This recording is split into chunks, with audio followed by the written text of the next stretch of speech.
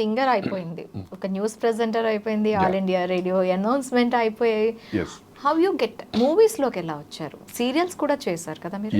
89 నేను దూరదర్శన్లో సింగర్గా ఎంటర్ అయినప్పుడే సీతాపతి స్త్రీ అని సీరియల్స్ వచ్చేవి. అంటే అప్పుడు దూరదర్శన్ ఒకటే కదమ్మా ఉండేది. దూరదర్శనే ప్రపంచం మనకి. అన్ని సీరియల్స్ ఇప్పటికి కూడా దూరదర్శన్ అంటే ఋతురాగాలు వచ్చేది అదేనా ఛానల్ అంటారు. సో అంత మీరు అప్పుడు పిల్లలు కదా, మీరు అందరూ చిన్న చిన్న పిల్లలు. ఋతురాగాలు సాంగ్, స్కూల్ విడిచిపెట్టడం, ఋతురాగాలు సాంగ్ వస్తుంది అంటే ఇంకా ఎక్కడ ఇంకా టైం లేకుండా ఆ పాట వినడానికి ఫస్ట్ సీరియల్స్ అప్పుడు మాకు అర్థం అయ్యేది కూడా కాదు. సో ఆ సీరియల్ పాట వస్తుంది అంటే పరిగెత్తుకుంటూ వచ్చి టీవీల దగ్గర హాజరైపోయే వాళ్ళు. అలా దూరదర్శన్ లో ముందు వీక్లీ 1 ఎపిసోడ్స్ వచ్చేవి, సింగిల్ ఎపిసోడ్ అనేవారు. తర్వాత కాస్త 13 ఎపిసోడ్స్ అయ్యాయి, వారానికి ఒకసారి వచ్చేది. తర్వాత కాస్త 26 ఎపిసోడ్స్ అయ్యాయి, అది కూడా వారం. ఆ తర్వాత నుంచి 52 వీక్స్ ఎపిసోడ్స్ ఎప్పుడైతే స్టార్ట్ అయిందో డైలీ సీరియల్గా స్టార్ట్ అయ్యాయి. ఆ రకంగా దూరదర్శన్కి చరిత్రలో ఒక ప్రముఖమైన స్థానం ఉందని చెప్పాలి. హైదరాబాద్ దూరదర్శన్లో ఋతురాగల్ అనే సీరియల్ పేరు మీద డైలీ సీరియల్ అంటే ఇలా ఉంటుందా అని. సో దానికి కేవలం సొసైటీలో అన్ని రకాల అన్ని వర్గాల వాళ్ళు కూడా దానికి ఎడిక్ట్ అయ్యేవారు. అది ఇప్పటికీ ఎంత గుర్తుందంటే, మా ఊళ్ళో మాకు అప్పుడు బ్లాక్ అండ్ వైట్ టీవీ ఉండేది. సో వచ్చినప్పుడు ఈ లేబర్ వాళ్ళు ఏమంటే మేము 4 గంటల వరకే చేస్తాం, మా అవసరం అయితే మార్నింగ్ గంట ముందు వస్తామని. అంత షాకింగ్ టైం అమ్మ అప్పుడు. ఏముంది అందులో అని తర్వాత నేను అబ్జర్వ్ చేస్తే తెలిసింది, ఎడిక్టెడ్. సో ఏదన్నా ఒక మంచి టేస్ట్కి అలవాటు పడ్డప్పుడు, సో రేపు నాకు అది దొరికితే రేపు అది కూడా ఉంటే బాగుండు, అది కూడా ఉంటే బాగుండు, ఇంకా మన మనసు అంతా టైంకి వెళ్ళిపోతుంది అన్నమాట. అలాగా అది కాదు, Ruturagal serial is the turning point of all serials. ఇప్పుడు మనకి వస్తున్న సీరియల్స్ కన్నింటికి అది టర్నింగ్ పాయింట్ అయిపోయింది. ఎస్. సో దూరదర్శన్లో అలాగా ప్రాజెక్టులు సీరియల్స్ అన్ని ప్రొడ్యూస్ చేశాను. నేను ఎందుకు చేయకూడదని సింగిల్ ఎపిసోడ్ చేశాను. 92, 93, 94 డాక్టర్ మమత అని అప్పట్లో జమున గారు వాళ్ళ అమ్మాయిని హీరోయిన్ గా పెట్టి సీరియల్ తీశారు. మేడమే డైరెక్ట్ చేశారు. అందులో కాంతారావు గారితో చేసే భాగ్యం కలిగింది నాకు. వారు సన్నగా చేశాను. జమున గారు అమ్మాయి సిస్టర్ క్యారెక్టర్. సో అప్పటికే ఒక 15-16 మంది అన్నయ్యల క్యారెక్టర్ సెలెక్ట్ చేశారంట. ఫైనల్ గా నన్ను తీసుకెళ్లారు. మనం మాట్లాడే తీరు, పర్సనాలిటీ అంతా పప్పు టమాటాలా ఉంటుంది కాబట్టి. సో అంటే నేను అనుకున్నాను, ఆఫ్ కోర్స్ ఇది ఓవర్ కాన్ఫిడెన్స్ చూడగా కాదు, అది కూడా కాదు. I'm very sorry to say, అది కూడా కాదు. అంటే క్యాస్ట్ కానీ ఇది కానీ ఇందులో ఏమీ లేవు. నేను అంటే వెస్ట్ గోదావరి లాంగ్వేజ్ అనగానే అది కొంచెం మాట్లాడే తీరు వేరుగా ఉంటుంది. అఫ్ కోర్స్ ఇక రీజనాలిటీ డామినేషన్ కాబట్టి అప్పట్లో టాకింగ్ అబౌట్ 94, 95. సో ఫైనల్లీ నన్ను సెలెక్ట్ చేశాను అన్నయ్యగా. ఏది మీ బ్యాక్గ్రౌండ్ ఏంటి, మ్యారేజ్ అయిందా, పిల్లలు ఎంతమంది, మీ ఫాదర్ ఏం చేస్తుంటారు, మీ మదర్ ఏం చేసేవారు, ఇవన్నీ అడిగి, ఎందుకంటే పాప పక్కన క్యారెక్టర్ చేస్తాను కదమ్మా నేను. సో అన్ని ఇంటర్వ్యూలు చేశారు నాకు. ఫైనల్గా అమ్మాయి ఎప్పుడైతే నా గురించి సొంత అన్నయ్యలా చూసేదో అప్పట్లో, సో అప్పుడు ఆ సీరియల్ కూడా అలాగే చేసాం. అంతే హ్యాపీగా, మేడం కూడా కాన్ఫిడెంట్గా. ఇట్లా తర్వాత కమ్యూనికేషన్ గ్యాప్ వచ్చింది. కాంతారావు గారితో చేశాను అప్పుడు నేను. వారి ఇంటి నుంచి క్యారేజ్ వస్తూ ఉండేది అనమాట. మనం ఏంటంటే బయట భోజనం అనగానే కొంచెం టెంప్ట్ అవుతాం, రేపు మా మాదిరి భోజనానికి పిలిచింది, ఫ్యామిలీ అందరూ వెళ్తున్నాం అని. సో అలాగా కాంతారావు గారు భోజనం చేసి, శ్రీనివాస్ ఒక్క నిమిషం నువ్వు కాస్త మీ ఆంటీ కర్రీస్ టేస్ట్ చేయి అని కొంచెం వేసేవారు. అప్పుడు చెప్పారన్నమాట, సార్ ఇన్ని పొద్దున్నే మేడం లేవాలి, అమ్మ లేచి వంట చేసి పంపాలి కదా, పాప ఇబ్బంది అవుతుందేమో. కాదు శ్రీనివాస్, ఒక ఎత్తు అయితే మన ప్రొఫెషన్, మన వృత్తిది, ఆరోగ్యం అన్నిటికంటే ముఖ్యం. సో వాళ్ళు రకరకాలుగా తెస్తారు, అవన్నీ తిని నేను అలాగే మొదట్లో టెంప్ట్ అయ్యాను, మీలాగే గ్రాడ్యువల్లీ మీకు అలవాటు అవుతుంది అన్నారు. నాకు ఆల్రెడీ 10 ఏళ్ళు అయిపోయింది ఫిగర్ అయ్యి. ఎంత తొందరగా అంటే ఎంత సింపుల్ యాజ్ షూటింగ్లో తినటం మంచిదని డిసైడ్ చేసుకున్నాం. లేట్ నైట్ చేస్తుంటాం, ఎక్కడి నుంచో ఫుడ్ వస్తుంది, అందులో ఆయిల్ అదేసారా, రైస్ బ్రాన్ వేసారా, లేకపోతే ఆలివ్ ఆయిల్ వేసారా, అడిగేంత ఇది ఉండదు, తినాలి. బికాస్ నెక్స్ట్ ఇంకా సీన్స్ ఉంటాయి. వీటి మీద హెల్త్ కూడా ఇంపార్టెంట్. అప్పుడు కాంతారావు గారు చెప్పినప్పుడు నాకు బాగా గుర్తుందమ్మా. అది వారికి కూడా నేను ఎప్పటికీ నా హృదయంలో వారి స్థానం పదినం.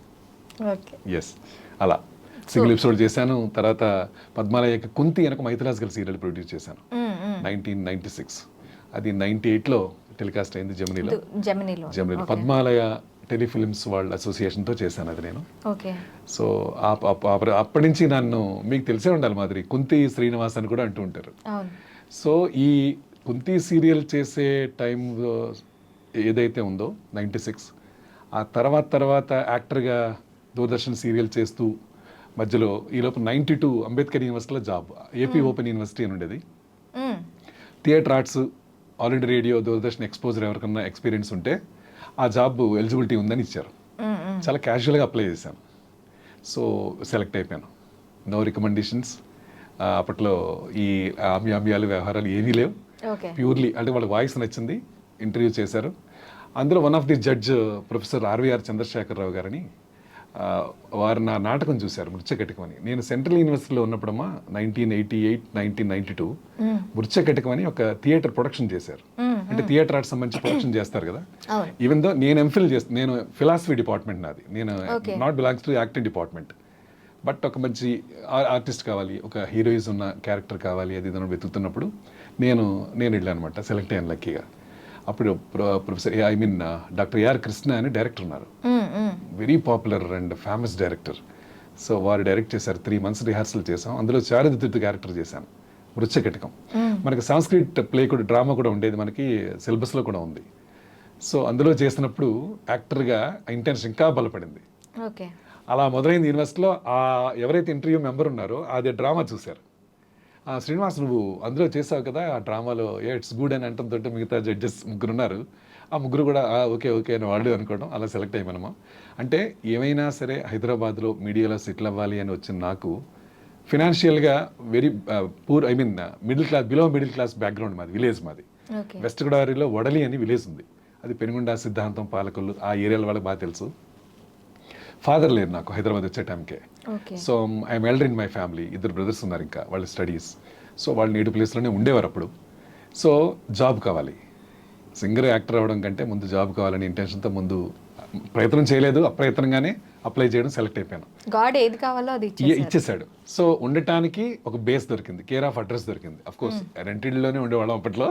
సో కేర్ ఆఫ్ అడ్రస్ ఒకటి, ఓకే ఎంప్లాయీ, గవర్నమెంట్ ఎంప్లాయీ, అప్పులు చేసుకోవడానికి ఉపయోగపడుతుంది, కాన్ఫిడెంట్గా ఉండొచ్చు, ఇంట్లో వాళ్ళకి ముందు ఇబ్బంది ఉండదు అనే ఫీలింగ్తో మొదలైంది. 92 సెంట్రల్ యూనివర్సిటీ నా ఎడ్యుకేషన్ అవుతున్న టైంలోనే ఎంఫిల్ కంప్లీట్ కాలేదు ఇంకా, కరెక్ట్గా జాబ్ వచ్చింది. సో మధ్యలో 1991లో సెంట్రల్ యూనివర్సిటీలో post graduation diploma in acting పెట్టారు ఫస్ట్ టైం. సో అందులో ఈవినింగ్ కోర్స్, అది ఈవినింగ్ 5 to 9. ఇప్పటికీ ఉందా? ఉంది, ఇప్పటికీ. సో 5 to 9 బ్యాచ్కి వెళ్ళాలంటే నేను ఆల్రెడీ ఎంఫిల్ డే టైం చేస్తున్నాను కదా, ఈవినింగ్ ఒకే అకాడమిక్ ఇయర్లో 2 courses ఇవ్వరు కదా. ఆ మృత్యకటికం డ్రామా పుణ్యమా అని ప్రొఫెసర్ బద్రిరాజ్ కృష్ణమూర్తి గారు, vice chancellor, he has witnessed my drama at the time. ఆయన స్పెషల్ పర్మిషన్ ఇచ్చారు నాకు, ఓకే నువ్వు ఎంఫిల్తో పాటు ఇది కూడా చేసుకోవాలి. ఆ రకంగా డిప్లొమా ఇన్ యాక్టింగ్ చేశాను సెంట్రల్ యూనివర్సిటీ 1991. ఈ so called popular actors, eminent actors, Vinod Bala, వీళ్ళందరూ కూడా అప్పుడు మేమందరూ ఒకటే బ్యాచ్ అన్నమాట. అలా చేసాం. సరే వెరీ ఫస్ట్ చెప్పాలంటే అచ్యుత్ గారు మాకు బ్రదర్లా చూసేవారు నన్ను. అప్పట్లో అనేవారు, అచ్యుత్ మీరు బ్రదర్స్లా ఉంటారు అని కూడా అనేవారు, ఇప్పటికీ అంటుంటారు. సో అప్పుడు ఆ ప్రాజెక్టులు చేస్తూ సీరియల్స్ వదలకుండా ఫేస్ అలా ఎక్స్పోజర్ కనపడుతూ, సో న్యూస్లో కనపడుతున్నాను, పాటల్లో కనపడుతున్నాను, యాంకరింగ్గా కనపడుతున్నాను. కాబట్టి ఏమైనా యాక్టర్ అనే ఇంటెన్షన్ రోజు రోజుకి బలపడుతూనే ఉన్న టైంలో సీరియల్స్ అప్పటికే చాలా చేశాను. ఒక సింగిల్ ఎపిసోడ్ నాతో పూరి జగన్నాథ్ గారును, శేఖర్ సూరి, వీళ్ళ డైరెక్టర్స్ అప్పట్లో, పరిమళ అని ఒక అతను ఉండేవారు, ఆయన చేశారు. వీళ్ళందరూ కలిసి ఒక ప్రాజెక్ట్ చేశారు. అప్పుడు రూపాదేవి గారు, నేను 1994 మేమందరం కలిసి దిగిన ఫోటో కూడా ఉంది నా దగ్గర. అప్పుడు హీరో గారు అనమాట నేను. సో ఏమైనా హీరోని అయిపోవాలి, ఇంటెన్షన్ అదే. సరే సీరియల్స్లో హీరోగా, సింగిల్ ఎపిసోడ్లో హీరోగా అలా రావడంతో ఓకే, నేను అనుకున్న ఇంటెన్షన్ బాగానే ఉంది, బాగానే సక్సెస్ అయినట్టుంది అనుకున్నాను.